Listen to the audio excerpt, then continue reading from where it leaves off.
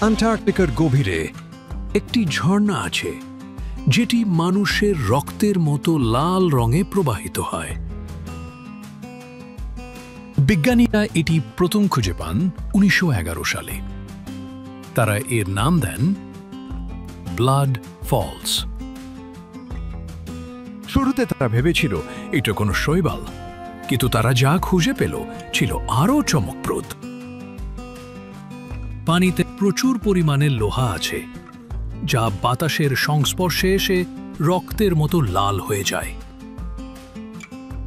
কিন্তু অদ্ভুত ব্যাপার এটা না, এই পানি আসে এক হ্রদ থেকে, যা 400 মিটার বরফের নিচে চাপা। একটি হ্রদ যা 15 লক্ষ বছরের বেশি সময় ধরে মাটির উপরে কোনো সংযোগ ছাড়াই আছে।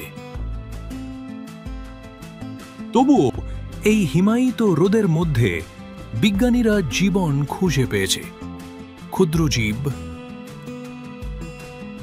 না রোদ, না অক্সিজেন, না তাপ, তবুও জীবন রয়েছে।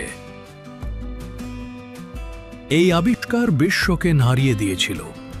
তাহলে কি মঙ্গলেও এইভাবে জীবন টিকে থাকতে পারে? ব্লাড ফলস হয়ে উঠল একটি বড় প্রশ্নের চাবিকাঠি। আর কোথায় লুকিয়ে থাকতে পারে জীবন? নাসা ব্লাড ফলসের কাছে তাদের যন্ত্রপাতি পরীক্ষাও করেছিল। ইউরোপা আর মঙ্গলের মিশনের জন্য প্রস্তুতির অংশ হিসেবে এই লাল পানি কখনো বরফে পরিণত হয় না, কারণ এতে প্রচুর লবণ আর লোহা রয়েছে, এবং এর প্রবাহিত হচ্ছে নীরবে 1 শতাব্দীরও বেশি সময় ধরে।